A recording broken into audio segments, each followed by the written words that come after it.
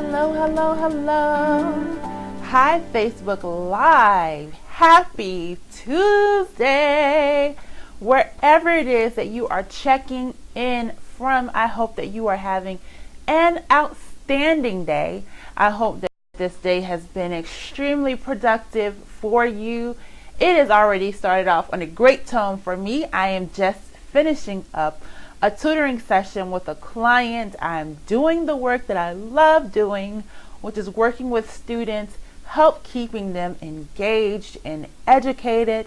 And at this point in my life, I'm able to do that on my own terms, which is amazing.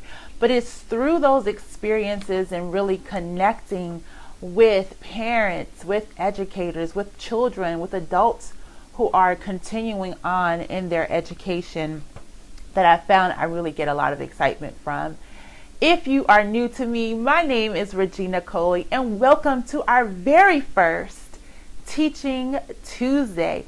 Teaching Tuesday is a new educational show that I will be doing right here on Facebook Live on my page every Tuesday at 10 a.m. Central Standard Time, 11 o'clock a.m. Eastern Standard Time. So I hope that you are able to join in with me live on Tuesdays. If not, the replays will be available. I will leave them up on the Facebook page, but I will also have them on my YouTube channel, which is youtube.com/motivateher. So if you are new to me, welcome. I am Regina Coley. I am the motivator, educator, and cultivator. My job is to help you empower your children, excel in education, and succeed in life. My passion is working with young people, with families, because I know that when we educate families, when we educate children, we really educate a community, right?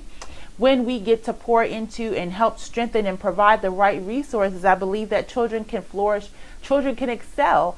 And because they are our next generation, why not invest in them now? I know that so much frustration sometimes comes from parents when they want to do more for their children, or their children are not performing that way that they planned or desired.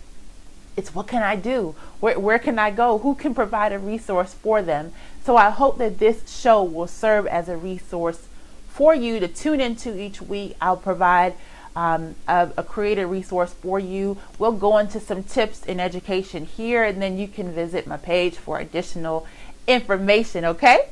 So today's topic is really how to provide some fun and focus this summer. If you are blessed to have a wonderful educational program and experience this summer, you already have this signed up for camp, you already have this enrolled in some kind of jumping, and they're geared and they're ready to go. Kudos to you for providing an experience for your child. However, there are some parents who are saying, I have not found a summer camp for my children yet. I don't know where they're going. Or actually, the other option is that if I can't afford the summer experience, maybe I have multiple children and somebody has married and there is no need to worry about that. What it is that you can do for your kids. I have a couple of tips for you. So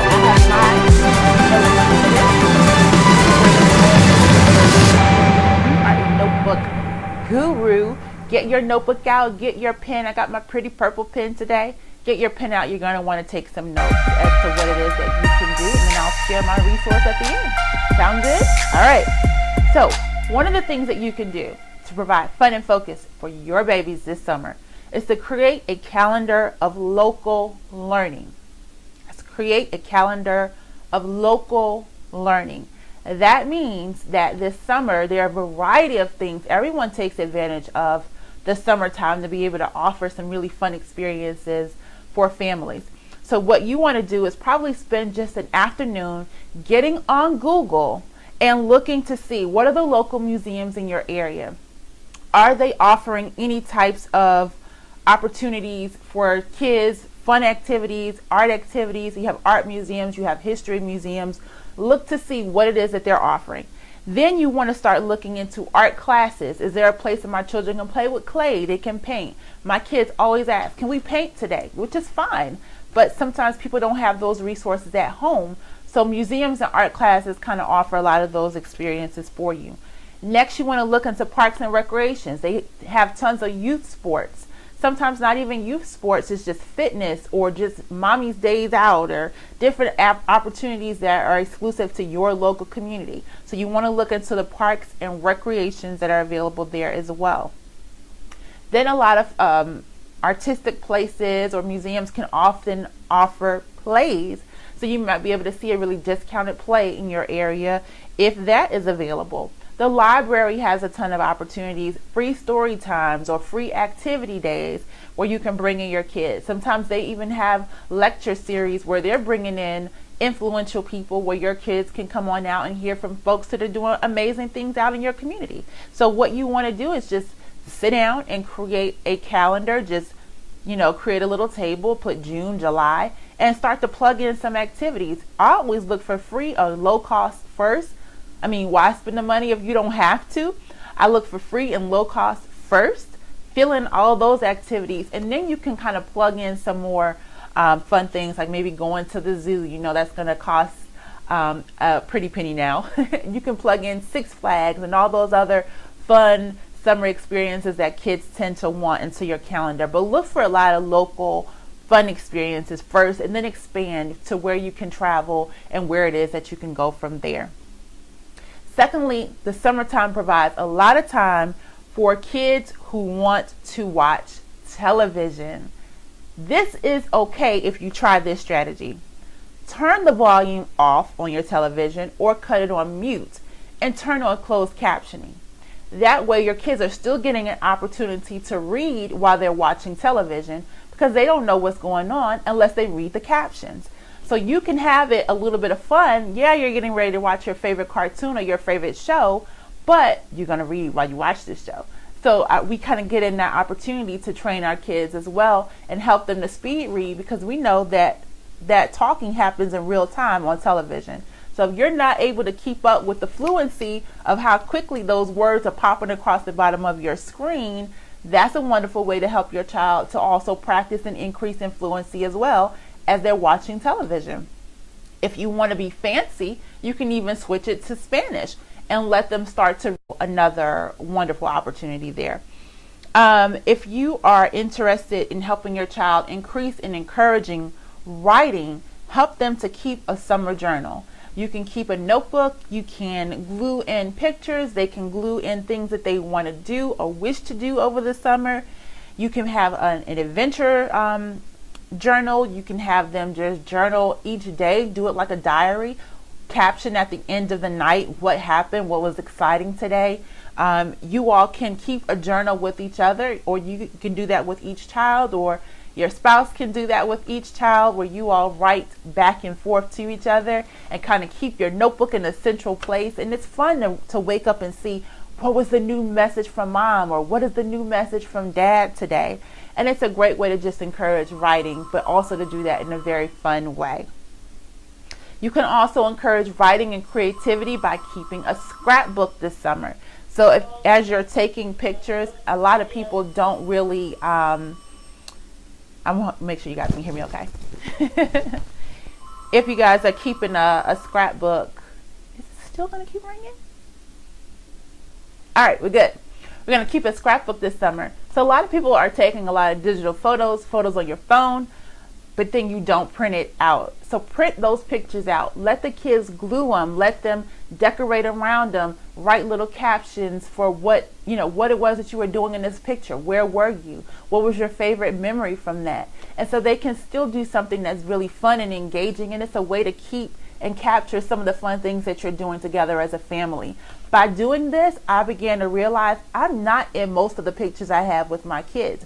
It's typically me taking a picture of them or me taking a picture of my husband, and then I'm missing out from the memory. So sometimes in printing those pictures out, I was able to kind of flip through and say, hey, I'm missing from the memories. I got to get myself in these photos. So we were able to look at that and recognize that mom is typically the one who's taking the pictures and who's missing. So make sure that you are in a lot of the photos you take. I'm not a selfie queen, but I'm working on it so that I can be in some more pictures and have those memories of my family, especially over the summer.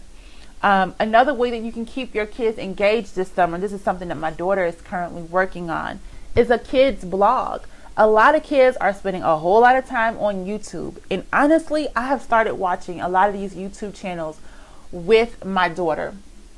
And she has shown me that there are a lot of kids out here who are watching other kids just either play or sing or talk or do whatever. I mean, these kids, I'm out here struggling for YouTube subscribers. These kids have millions of subscribers and they're doing dancing and singing and making crafts each and every day. So this is a huge market and a huge opportunity for your kids to not only get engaged with maybe writing blog posts, but they can create video blogs as well. This is what my daughter is doing. Is she didn't really want to sit down and write a bunch of blogs, but she wanted to be more interactive, and she's working on her public speaking. She's working on her confidence because she has to get in front of a camera and have lots of energy and project and actually have a purpose for her speaking. So I know my daughter, she's long-winded. I'm like, you can't be on a video and just sit there and tell everybody every single aspect of your day.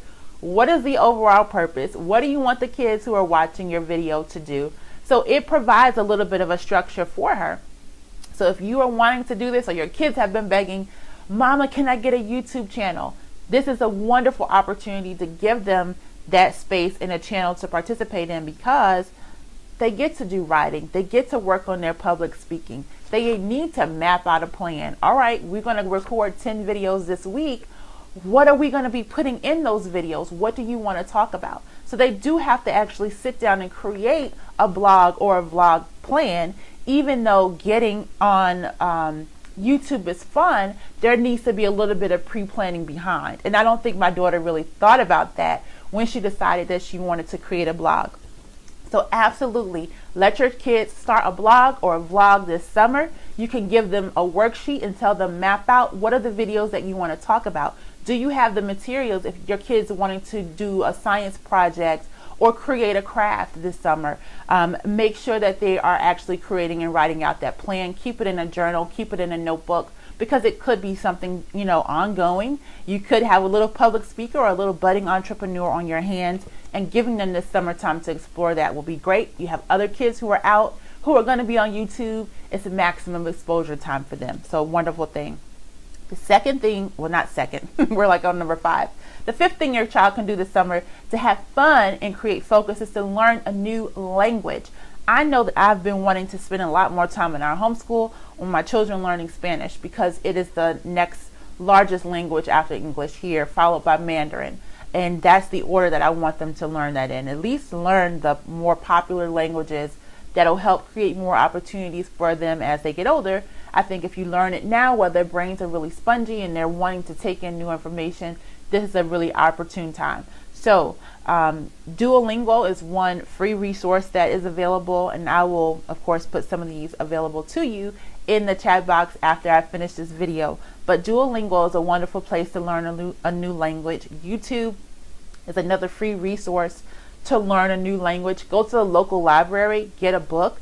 Workbooks are available there for free for you to learn a new language. We have all of these opportunities available to us that are free resources that we sometimes don't slow down long enough to actually look into. Because I have kids who are really they like to be active, they like to be actively engaged. We've created an interactive notebook to start learning Spanish. So I don't want you to say, casa means house. Write that down in a notebook, because they're going to forget that. However, we have pictures that kind of pop out of just a regular dollar store composition notebook. And if you put into Pinterest interactive notebooks, you can see that they're available for Spanish, for math, for language, that are more engaging, that have flaps and things that open.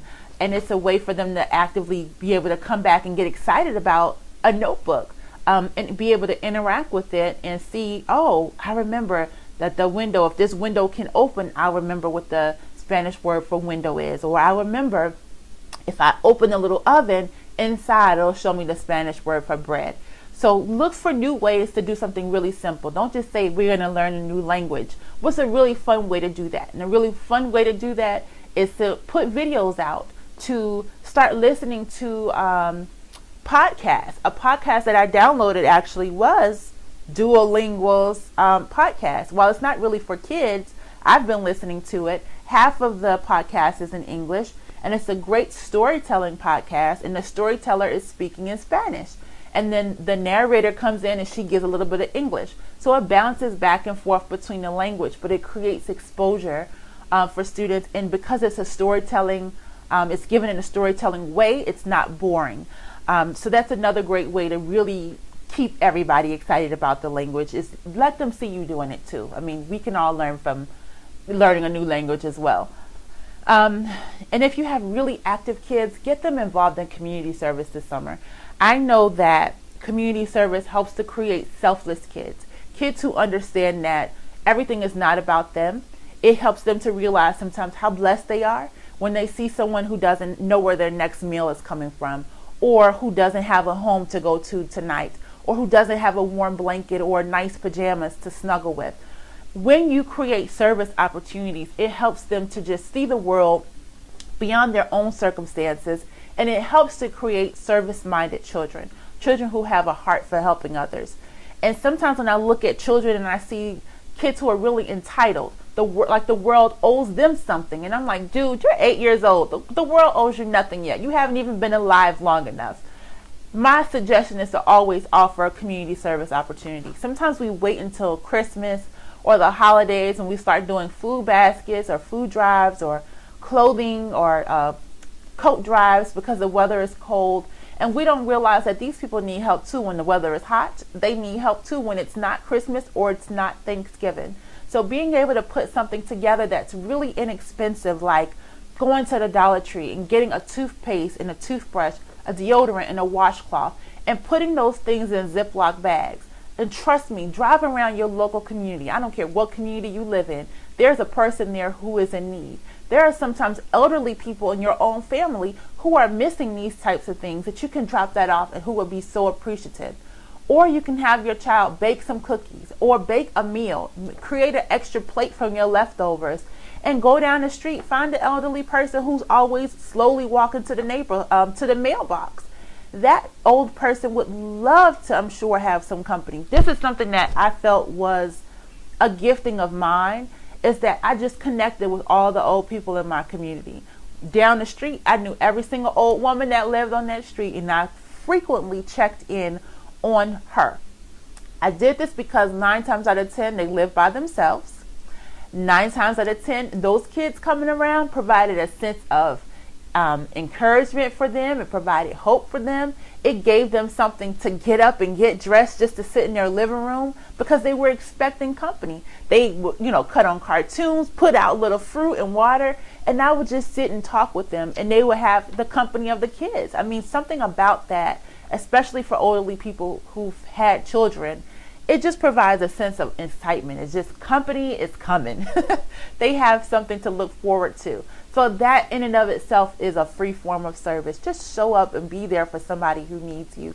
And your kids can learn a lot from the elderly people that are in your community as they talk about things that, what was life like when they were a child, and being able to sit and hear those stories provides an extra level of engagement for your children as well, to learn about what life was like long ago. So that's that.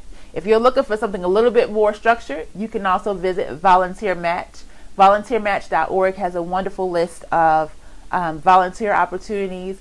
Hands-on also has a lot of community service opportunities, and you can search by age group to see if there's something available there for children, which likely there is available there to you.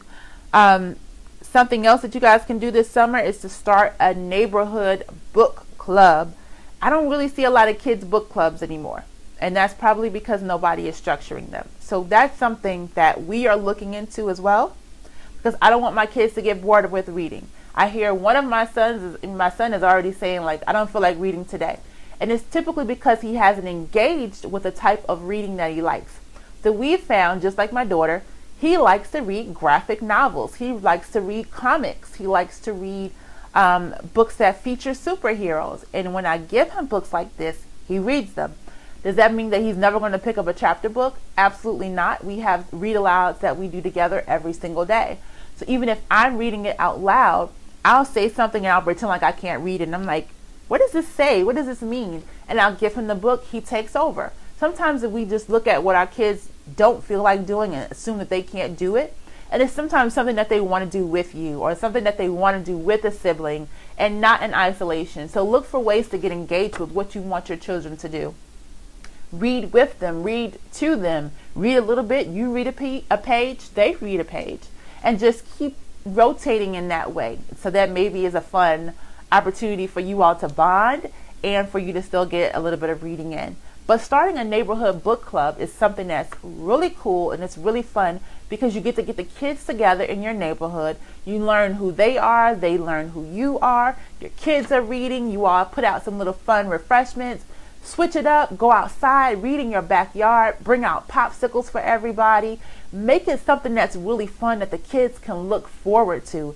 Maybe you could say, we're reading this book this month like we did, read A Wrinkle in Time, and then we saw the movie so that we can come back the next time and compare how was the book to the movie. So we look for those kind of things. Like we were reading Oliver Twist with my kids. That was our read aloud one month. And so they're like, is there a movie for Oliver Twist? I'm like, yeah, and it's multiple versions. So sometimes we can watch the 1940s version and then we can find the version from the 90s. And so they're familiar with the literature because we read it. But then they also get to watch the movie, which, provides that additional dialogue for comparison and conversation and comprehension. Did you even understand what half of this book or half this movie was about? So look for fun ways to find books that have movies where you can do a little bit of both. There's a little bit of TV, but there's also a lot of bit of reading involved in that too. Which leads me to your summer library experience. Typically over the summer, local libraries offer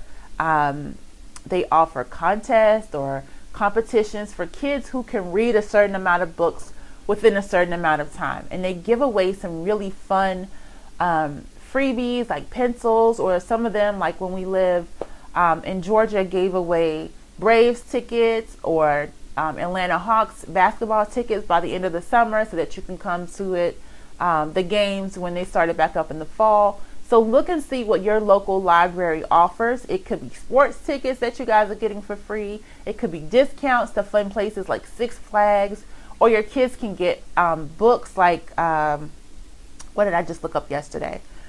Not Barnes & Noble's. Books A Million has a one. Barnes & Noble's has one. So just look and see. Borders, I don't think it's open in most places anymore. So look and see what your local bookstore is, kind of like that.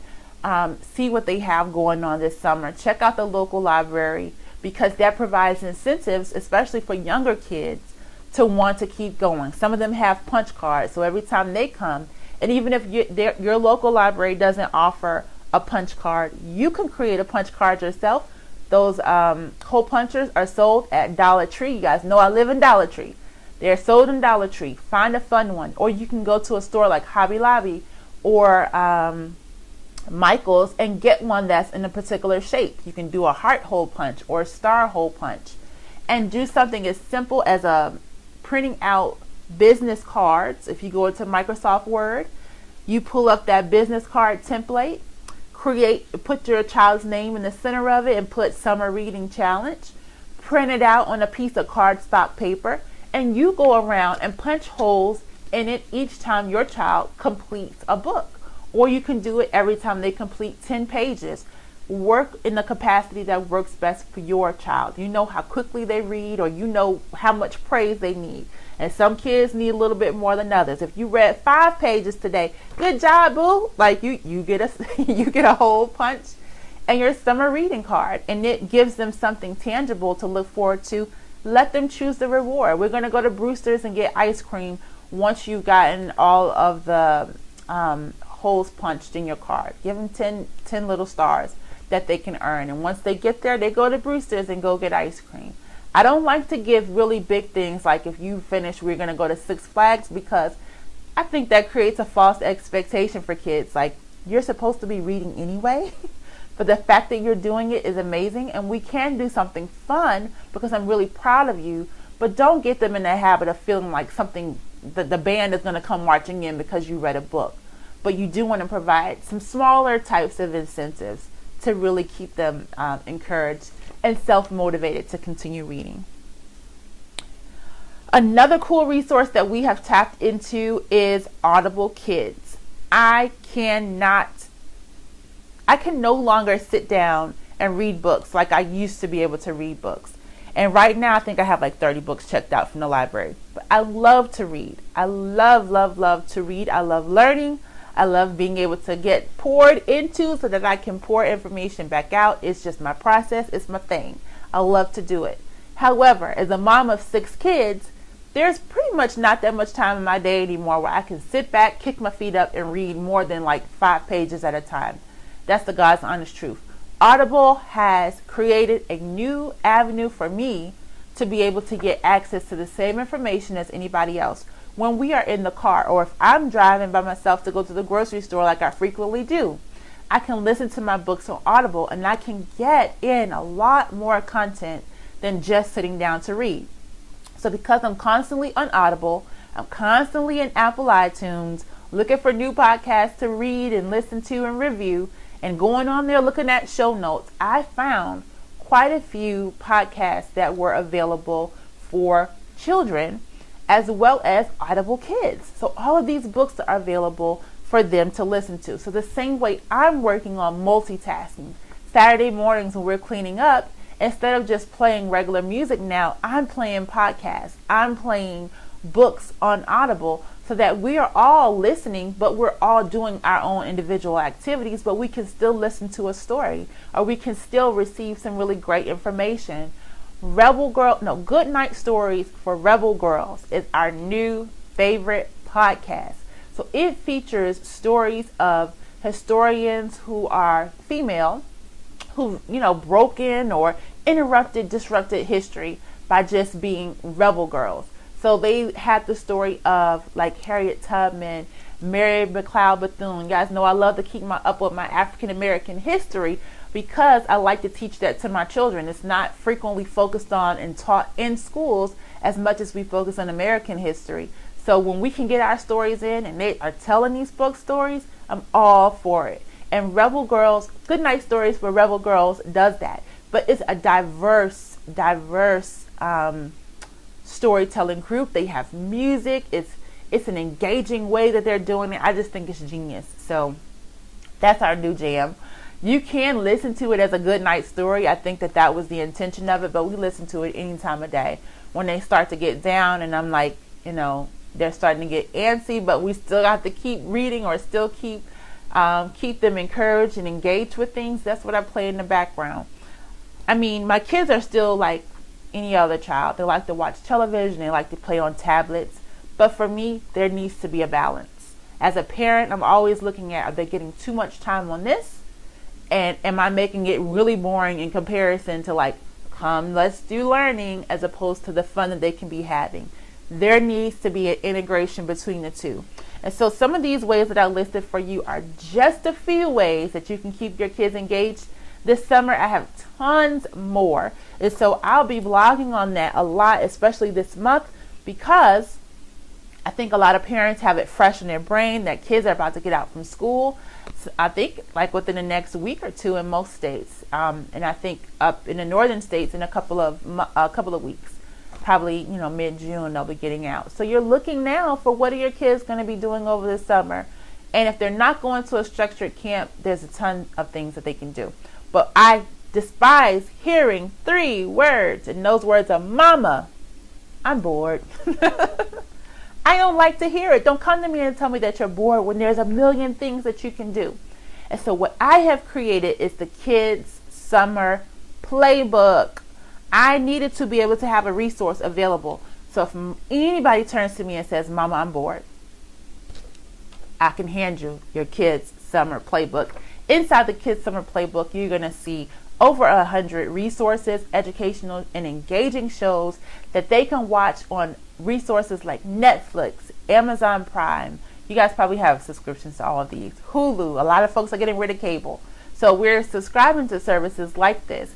We just watched a really cool show that we're going to be incorporating all of our history lessons into called, it's called Who's That? Or Who Was? It's off the set of series of all of those little characters and people from history that have the small bodies and the big heads. Those books that are sold everywhere, like sold in Walmart and whatnot. We were reading those books, and they're great explanations, and they go into these long biographies and backgrounds of all these wonderful people who've created change in the world. But now they incorporated it and made it into a show. I'm pretty sure I'm saying the name wrong because my mind is in a billion places. But I'll come back and put the correct link to it. I just posted it on my personal Facebook page and shared it out. But it's a great series. I mean, they had Gandhi, they had Ben Franklin rapping, talking about how they're both on dollar bills, doing all kind of little dances, and like our kids now are trying to do the floss is the new dance. So to see those older characters doing fun stuff that's relevant now, oh my goodness, first 10 minutes, literally all of my kids, and I have a 1-year-old, 2-year-old, 3-year-old, everybody was glued into the TV. The show was maybe like 20 minutes. So it's short snippets, but seeing shows like that where they're getting to know, like I can ask my 2-year-old, who's Gandhi? Like she can tell me, that's the guy right there who's bald with the glasses, who was on the money. Like what 2-year-old can tell you this kind of information? So finding those kind of resources, I love that now. Especially now I have a little bit more time to focus in on that. So that is inside the Kids Summer Playbook. There are activities, hundreds of activities that you can do with your own child inside the Kids Summer Playbook. But the most important is activities that they can do independent of you. There are hundreds of activities inside the Kids Summer Playbook as well. Sometimes mamas and daddies are busy. They're working from home. They need to sit down and focus on writing or focus on their next video or focus on their next blog. And they don't necessarily have time to sit down and do every single little thing with their children. And that's okay. But kids need to know what are some fun things that I can do by myself where I don't need you to get the materials for me and I don't have to ask for your permission to grab said materials. And what are those kind of things that I can do that's okay or you've pre-approved? Those kind of activities are inside the Kids Summer Playbook. It's a digital resource that you can take, you can print it out, you can have it bound at your local Office Max, Office Depot, Staples, Kinko's, whatever is next to you, and you can print it out and leave it in a very visible public place. Like everybody visits the kitchen, so ours is in the kitchen. But you will have this resource available to you. I'm releasing the resource, the Kids Summer Playbook, today at 12 noon Central Standard Time, 1 p.m. Eastern Standard Time on the blog. So you can visit reginacoley.com/playbook, and that will be available to you for sale. The playbook is $7. I think that $7 is nothing compared to a summer of focus and fun in your home. And to not have to constantly be saying or hearing, Mama, I'm bored, and you have to then log on to Pinterest and try to find something fun to do. It's already been put together for you in a very fun and condensed way to make parenting and educating a little bit more convenient for you. You're welcome. So I hope that you have enjoyed today's session. If something has clicked for you, or there's something that you are saying, I want to try that with my child, or I think I want to do this with my child, please leave it in the comments below. If you have some other friends who are parents who you think could benefit from hearing today's video, please share this video on your personal pages. Share it out in groups, in your mama groups or your daddy groups or whatever kind of groups you guys are in, educator groups. Please, please share, because sharing is caring. We want to be able to engage and empower all of our children wherever they are. We want to make the same resources available. I'm all for educational equality. Make these resources available to anyone and everyone who needs it. I do not like to hear that kids are at home sitting in front of a video game, sitting in front of television, eating ramen noodles all summer long. We've got to do better. So share with whoever it is that you need to share with. Come back, rewatch it, take notes for yourself, and be sure to pick up your copy of the Kids Summer Playbook so that your child can have a fun, focused, and engaged summer as well. I will be back here every Tuesday again at 10 a.m. Central Standard Time, 11 o'clock a.m. Eastern Standard Time, to share with you more educational tips and resources for your family this summer, and beyond. If you have any questions for me, please feel free to email me, Regina at reginacoley.com. Be sure to visit the blog if this is your very first time engaging with me, because there are more educational resources available for parents, educators, teachers, and leaders, as well as an opportunity to join the cause to cultivate community. And the community helps with additional tips, tools, and mentorships centered around empowering your children, excelling in education, and succeeding in life. You guys take care. Have a terrific Tuesday, and I will see you next week. Bye.